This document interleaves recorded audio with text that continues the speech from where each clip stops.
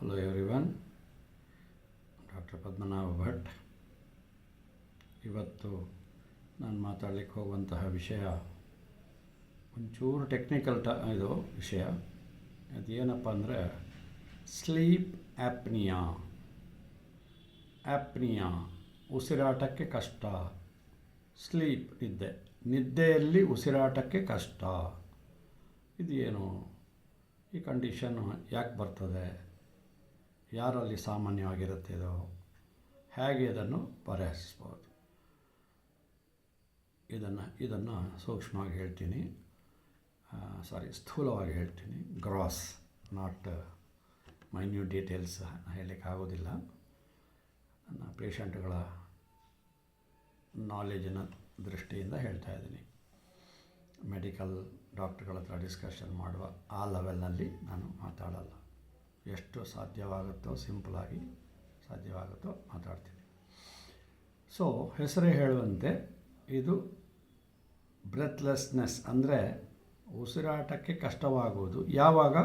ಯಾವಾಗ ಅಂದರೆ ನಿದ್ದೆ ಮಾಡ್ತಾ ಇರಬೇಕಾದ್ರೆ ಕೆಲವರು ಹೇಳ್ತಾರೆ, ಸರ್ ನಿದ್ದೆ ಮಾಡ್ತಾ ಇರ್ತೀನಿ, ಸಡನ್ನಾಗಿ ಉಸಿರು ಕಟ್ಟಿದಂಗೆ ಆಗುತ್ತೆ, ಎದ್ದು ಕೂತ್ಕೊಳ್ತೀನಿ, ಮೈ ಬೆವರೋದು, ಆ ಥರ ಹಾರ್ಟ್ ಅಟ್ಯಾಕ್ ಲಕ್ಷಣಗಳೆಲ್ಲ ಏನೂ ಕಾಣಲ್ಲ.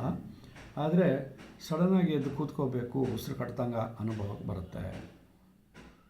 ಇದು ಏನಿದು ಅಂತ ಕೇಳಕ್ಕೆ ಬರ್ತಾರೆ. ಸೊ ಇದೇ ಟಿಪಿಕಲ್ ಸ್ಲೀಪ್ ಆ್ಯಪ್ನಿಯಾ. ನಿದ್ದೆ ಮಾಡ್ತಾ ಇರಬೇಕಾದ್ರೆ ಉಸಿರು ಕಟ್ಟಿದ ಅನುಭವ. ಇದು ಯಾವ ಕಾರಣಕ್ಕಾಗ್ಬೋದು? ಇದು ಹಲವಾರು ಕಾರಣ ಇದೆ. ಎರಡು ಮುಖ್ಯ ಕಾರಣ ಹೇಳ್ತೀನಿ.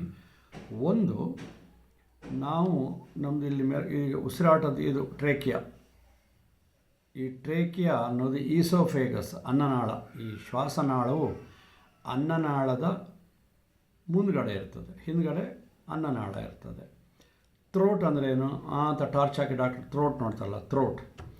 ಯಾವಾಗ ಈ ಥ್ರೋಟ್ ಮಸಲ್ಸು ಅವು ವೀಕ್ ಆಗಿಬಿಟ್ಟು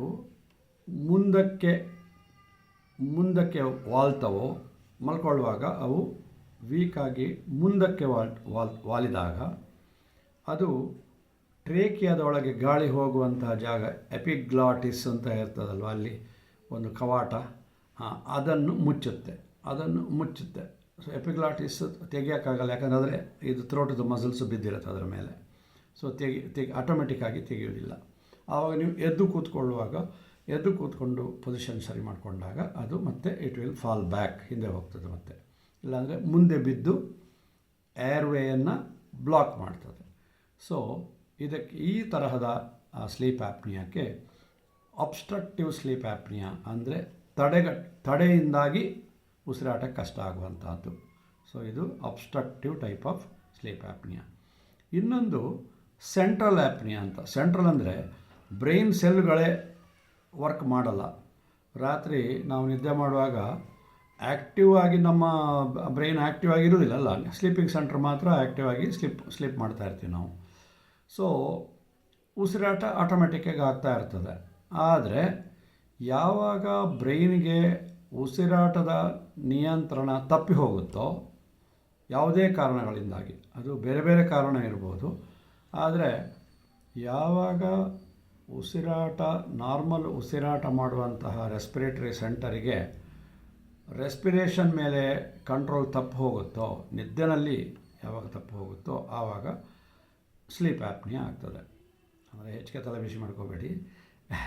ನಿಮಗೆ ಯಾವಾಗ ನಿದ್ದೆಯಲ್ಲಿ ಉಸಿರಾಟಕ್ಕೆ ಕಷ್ಟ ಆಗ್ತದೋ ಕೂಡಲೇ ನೀವು ನಿಮ್ಮ ವೈದ್ಯರನ್ನು ಸಂಪರ್ಕಿಸಿ, ಅವರು ಡಯಾಗ್ನೋಸ್ ಮಾಡ್ತಾರೆ, ಏನು ಮಾಡಬೇಕು ಅಂತ ಹೇಳ್ತಾರೆ. ಸೊ ನೀವು ಇದು ಪದೇ ಆಗ್ತಾ ಇದ್ದಾಗ ಖಂಡಿತವಾಗಿಯೂ ಡಾಕ್ಟ್ರದ ಇಂಟರ್ವೆನ್ಷನ್ ಬೇಕಾಗ್ತದೆ. ಇಲ್ಲ ಅಂದರೆ ಸ್ವಲ್ಪ ಹೊತ್ತು ದಿಮ್ಮನ್ನು ಏರ್ ಮಾಡಿಬಿಟ್ಟು ಸ್ವಲ್ಪ ಸ್ಲ್ಯಾಂಟಿಂಗ್ ಪೊಸಿಷನ್ ಮಾಡಿಕೊಂಡ್ರೆ ಅಲ್ಲಿಗೆ ಮತ್ತೆ ಸರಿ ಹೋಗ್ತದೆ. ಬಟ್ ಆ ಥರ ಮಾಡಿದಾಗಲೂ ಸರಿ ಹೋಗಲಿಲ್ಲ ಅಂತ ಅಂದರೆ ಆವಾಗ ಡಾಕ್ಟ್ರು ನಿಮಗೆ ಅದಕ್ಕೆ ಬೇಕಾದ ಒಂದು ಮೆಷಿನ್ ಇರ್ತದೆ, ಒಂದು ಮೆಷಿನ್ ಬರ್ತದೆ, ಅದನ್ನು ಅವರು ಪ್ರಿಸ್ಕ್ರೈಬ್ ಮಾಡ್ತಾರೆ. ರಾತ್ರಿ ಮಲ್ಕೊಳ್ಳುವಾಗ ಆ ಅದನ್ನು ಮಾಸ್ಕ್ ಥರ ಇರ್ತದೆ, ಅದನ್ನು ಹಾಕ್ಕೊಂಡು ಅದು ಎಲೆಕ್ಟ್ರಿಸಿಟಿ ಮೂಲಕ ಇದಾಗ್ತದೆ. ಅದು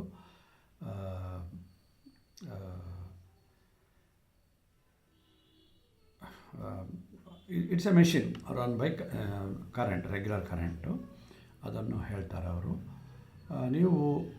ನೀವಾಗಿ ಅದನ್ನು ಪರ್ಚೇಸ್ ಮಾಡಬೇಡಿ, ಯಾರೋ ಪರ್ಚೇಸ್ ಮಾಡಿದ್ದಾರೆ ಅಂತ ನೀವು ಮಾಡೋಕ್ಕೆ ಹೋಗಬೇಡಿ. ಯಾಕಂದರೆ ನಿಮಗೆ ವಯಸ್ಸು ಸ್ವಲ್ಪ ಚಿಕ್ಕದಿದ್ದಾಗ, ಚಿಕ್ಕ ವಯಸ್ಸಿನವರು ಅಂದರೆ ಮಧ್ಯ ವಯಸ್ಸು 35-40 ಇದ್ದಾಗ ಅದು ಸ್ವಲ್ಪ ಆಟೋಮೆಟಿಕ್ಕಾಗಿ ಸರಿ ಹೋಗುವಂತಹ ಸಂಭವನೂ ಉಂಟು. ಆದ್ದರಿಂದ ಆ ಮೆಷಿನ್ ತೊಗೊಳಕ್ಕೆ ಅವಸರ ಮಾಡಬೇಡಿ, unless the doctor says. So ಹೀಗೆ ಅದನ್ನು ಏರ್ ಪ್ರೆಷರನ್ನು ಮೇಂಟೈನ್ ಮಾಡಲಿಕ್ಕೆ ಒಂದು ಮೆಷಿನ್ ಬರ್ತದೆ. ಒಳಗೆ ಹೋಗುವಂತಹ ಏರ್ದು ಪ್ರೆಷರ್ ಸ್ವಲ್ಪ ಜಾಸ್ತಿ ಪ್ರೆಷರ್ ಕೊಟ್ಟರೆ ಅದು ಆಟೋಮೆಟಿಕ್ಕಾಗಿ ಎಪಿಗ್ಲಾಟಿಸ್ ಹತ್ರ ಕ್ಲೋಸ್ ಆಗುತ್ತೆ ಅಂತ ಹೇಳಿದ್ನಲ್ವಾ, ಅದು ಆಟೋಮೆಟಿಕ್ಕಾಗಿ because you are putting more pressure. So air pressure ಹಾಕಿದಾಗ ಅದು ಇದಾಗುತ್ತೆ.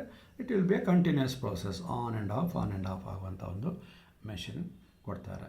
ಅದು CPAP ಅಂತ ಮೆಷಿನ್ ಹೆಸರು, CPAP. ಅದರ ಫುಲ್ ಫಾರ್ಮಲ್ಲಿ ನಿಮಗೆ ಬೇಕಾಗಿಲ್ಲ. CPAP ಅನ್ನುವಂಥ ಮೆಷಿನ್ ಕೊಡ್ತಾರೆ, ಪ್ರಿಸ್ಕ್ರೈಬ್ ಮಾಡ್ತಾರೆ. ಅದನ್ನು ತಂದುಬಿಟ್ಟು ಅವ್ರು ಯೂಸ್ ಮಾಡೋದು ಹೇಗೆ ಅಂತ ಡಾಕ್ಟ್ರ್ ಹೇಳ್ಕೊಡ್ತಾರೆ. ಅದರ ಪ್ರಕಾರ ನೀವು ಯೂಸ್ ಮಾಡಿ. ಸೊ ಹೀಗೆ ಸ್ಲೀಪ್ ಆ್ಯಪ್ನಿಯಾ ಅನ್ನೋದು ಸರ್ವೇ ಸಾಮಾನ್ಯವಾದಂತಹ ಕಾಯಿಲೆ ಅಲ್ಲ. ಇದು ಬಹಳ ರೇರಾಗಿ ಬರುವಂತಹ ಕಾಯಿಲೆ. ಇದಕ್ಕೆ ಕಾರಣಗಳು ಏನು? ಕಾರಣಗಳು ಹಲವಾರು. ಅದರಲ್ಲಿ ಒಂದು ಒಬಿಸಿಟಿ, ತುಂಬ ದಪ್ಪ ಇರೋವರಿಗೆ ಇದು ಬಹಳ ಕಾಮನ್ನು. ಸೊ ಟ್ರೀಟ್ಮೆಂಟಲ್ಲಿ ಏಕದಮ್ CPAP ಮಾಡೋ ಬದಲು ಮುಂಚೆ ಸ್ವಲ್ಪ ಅವರಿಗೆ ಸ್ವಲ್ಪ ತೆಳ್ಳಗಾಗಪ್ಪ, ಸ್ವಲ್ಪ ಇದು ಎಕ್ಸಸೈಸ್ ಮಾಡು, ಫ್ಯಾಟ್ ಸಬ್ಸ್ಟೆನ್ಸನ್ನು ತಿನ್ನಬೇಡ, ಆಯಿಲಿ ಫುಡ್ ತಿನ್ನಬೇಡ, ಇವೆಲ್ಲ ಅವನಿಗೆ ಹೇಳಿ ಅವನ ತೂಕವನ್ನು ಇಳಿಸುವಂತಹ ಕಡೆ ಗಮನ ಹರಿಸಬೇಕು. ಯಾಕಂದರೆ ದಪ್ಪ ಹೊಟ್ಟೆ ಇಟ್ಕೊಂಡು ಹಿಂಗೆ ಮಲ್ಕೊಳ್ಳುವಾಗ naturally obese people cannot breathe because of the pressure exerted by the abdomen to the thorax ಅಲ್ವಾ. ಸೊ ಅದರಲ್ಲಿ ಇದು ಒಳಗಡೆ ಮಸಲ್ ವೀಕ್ ಆದಾಗ naturally obesity will worsen the situation. ಆದ್ದರಿಂದ ದಯವಿಟ್ಟು ನಿಮ್ಮ ತೂಕದ ಕಡೆ ಗಮನ ಇರಲಿ. ಅದಕ್ಕೇ ಇಷ್ಟು ಹೈಟಿಗೆ ಇಷ್ಟು ತೂಕ ಇರಬೇಕು ಅಂತ ನಮ್ಮ ಹತ್ರ ಒಂದು ಟೇಬಲ್ ಇದೆ, ಕೋಷ್ಟಕ ಇದೆ. ಅದರ ಪ್ರಕಾರ ನೀವು ಮೈಂಟೈನ್ ಮಾಡಲೇಬೇಕು. ಹೇಳಿದ್ನಲ್ಲ, ಯಾವ ಕಾಯಿಲೆ ಯಾವ ತರಹ ಬರುತ್ತೆ, ಯಾವುದರಿಂದ ಬರುತ್ತೆ ಅನ್ನೋದನ್ನು ಡಾಕ್ಟ್ರುಗಳೇ ನಾವು ಇತ್ತೀಚೆಗೆ ಒಂದೊಂದೇ ಸಂಶೋಧನೆ ಆಗಿ ಗೊತ್ತಾಗ್ತಾ ಇದೆ. ನಾನು ಯಾವುದೋ ಒಂದು ಸಂದರ್ಭದಲ್ಲಿ ಹೇಳಿದ್ದೀನಿ, science is a big ocean. We scientists are doctors we are just picking pebbles on the seashore ಅಂತ. ಸೈನ್ಸ್ ಅನ್ನುವಂತಹ ಸಮುದ್ರದಲ್ಲಿ ನಾವು ದಡದಲ್ಲಿ ಸುಮ್ಮನೆ ಕಲ್ಲುಗಳು ಹೆಕ್ತಾ ಇದ್ದೀವಿ ಅಷ್ಟೇ. ಇನ್ನು ನಾವು ಸಮುದ್ರದ ಡೆಪ್ತ್ ನೋಡೇ ಇಲ್ಲ, ನಾವು ಸಮುದ್ರದ ಒಳಗೆ ಇನ್ನೂ ಹೋಗಿಲ್ಲ. ಸೊ ಹೇಗೆ ಈ ಪ್ರಪಂಚ, ಈ ವಿಶ್ವ ಇದು ಹೇಗೆ ಅಷ್ಟು ಬೃಹದಾಕಾರವಾಗಿದೆಯೋ, ಅದೇ ಥರ ಸೈನ್ಸ್ ಕೂಡ ಅಷ್ಟೇ ಬಹಳ ಡೀಪಾಗಿದೆ. ಬಹಳ ಡೀಪಾಗಿ ಸ್ಟಡಿ ಮಾಡಲಿಕ್ಕೆ ನಮ್ಮ ಈ ಜೀವನ ಸಾಕಾಗಲ್ಲ, ಇನ್ನೊಂದು ಜೀವನ ತಾಳಬೇಕು ಏನೋ. ಸೊ ಆದ್ದರಿಂದ ಇಷ್ಟು ವಿಷಯಗಳು ನಮಗೆ ತಿಳಿದು ಬಂದಿವೆ. ಇನ್ನು ಮುಂದಕ್ಕೆ ಸಂಶೋಧನೆಗಳು ನಡೀತಾ ಇರ್ತವೆ. ದಯವಿಟ್ಟು ತಾವು ಯಾರ ಸ್ಲೀಪ್ ಆ್ಯಪ್ನಿಯಾ ಇದೆಯೋ ಅವರು ಫಸ್ಟ್ ಸ್ಟೆಪ್ ಅಂದರೆ ರೆಡ್ಯೂಸ್ ಯುವರ್ ವೆಯ್ಟ್. ಆಮೇಲೆ ಚೆನ್ನಾಗಿ ಹಲ್ಲುಜ್ಜೋದು, ಇದು ಬಾಯಿಗೆ ಕೈ ಹಾಕಿಬಿಟ್ಟು ಕಫ ಏನಾದರೂ ಮ್ಯೂಕಸ್ ಥರ ಏನಾದರೂ ಇದ್ದರೆ ಅದನ್ನು ರಾತ್ರಿ ಮಲ್ಕೊಳ್ಳೋಕೆ ಮುಂಚೆ ಅದಕ್ಕೆ ದಿನಕ್ಕೆ 2 ಬಾರಿ ಹಲ್ಲು ಉಜ್ಜಿ ಅಂತ ಹೇಳ್ತೀವಿ. 2 ಬಾರಿ ಹಲ್ಲು ಉಜ್ಜೋದು ಮತ್ತು ಬಾಯಿ ಮುಕ್ಕಳಿಸೋದು ಮತ್ತು ಗಾರ್ಗಲ್ ಮಾಡೋದು ಬಹಳ ಇಂಪಾರ್ಟೆಂಟ್. ಯಾಕಂದರೆ ನಾನು ಹೇಳಿದ್ನಲ್ವ, ಎಲ್ಲ ಪ್ರಾಬ್ಲಮ್ ಅಲ್ಲಿ ಶುರುವಾಗ್ತದೆ ಅಂತ ಹೇಳ್ಬಿಟ್ಟು. ಸೊ ಗಾರ್ಗ್ಲಿಂಗು ಇತ್ಯಾದಿ ರಾತ್ರಿಗೆ ಖಂಡಿತವಾಗಿಯೂ ನೀವು ಮಾಡಿ, ಬೆಳಗ್ಗೆ ಮತ್ತೊಂದು ಸರ್ತಿ ಮಾಡಿ. ಇತ್ತೀಚೆಗೆ ನಾನು ಎಲ್ಲ ಪೇಷಂಟ್ಗಳಿಗೆ ಸ್ವಲ್ಪ ನೆಗಡಿ ಕೆಮ್ಮು ಇದ್ರೂ, ಥ್ರೋಟ್ ಪೇನ್ ಇದ್ರೂ gargle every 4 hours with warm water ಅಂತ ಹೇಳ್ತಾನೇ ಇರ್ತೀನಿ. ಯಾಕಂದರೆ ಇದು ಮಹಾದ್ವಾರ, ಇದು ಒಂದು ಸೈಡ್ ವೇ, ಇದು ಮಹಾದ್ವಾರ. ಇಲ್ಲಿ ಎಲ್ಲದಕ್ಕೂ ಕಾರಣ ನಾವು ತಿನ್ನುವುದು ಮತ್ತು ನಾವು ಮುಗಿದ ಶ್ವಾಸ ತಗೊಳ್ಳೋದು, ಅದು ಎರಡು ಒಂದು ಕಡೆ ಇದಾಗುತ್ತೆ. ಒಂದು ಕವಾಟ ಎಪಿಗ್ಲಾಟಿಸ್ ಆ ಕಡೆ ಒಂದು ಸರ್ತಿ, ಈ ಕಡೆ ಒಂದು ಸರ್ತಿ ಓಪನ್ ಕ್ಲೋಸ್ ಆಗುತ್ತೆ, depending upon what work we do at that particular time. ಆದ್ದರಿಂದ ಇಷ್ಟು ಮಾಹಿತಿ ಇದೆ ಸ್ಲೀಪ್ ಆಪ್ನಿಯಾ ಬಗ್ಗೆ. ನೀವು ಇನ್ನೂ ಬೇರೆ ಓದ್ಕೊಳ್ಳಬೇಕಾದ್ರೆ ಎಷ್ಟು ಬೇಕಾದ್ರೂ ಪುಸ್ತಕಗಳು ಓದಿ. ಆದರೆ ನಮ್ಮ ಫಿಸಿಯಾಲಜಿ ಬುಕ್ ಮತ್ತು ಮೆಡಿಸಿನ್ ಬುಕ್ನಲ್ಲಿ ಸದ್ಯಕ್ಕೆ ಇಷ್ಟೇ ಇರೋದು. ಅರ್ಥ ಮಾಡಿಕೊಳ್ಳಿ.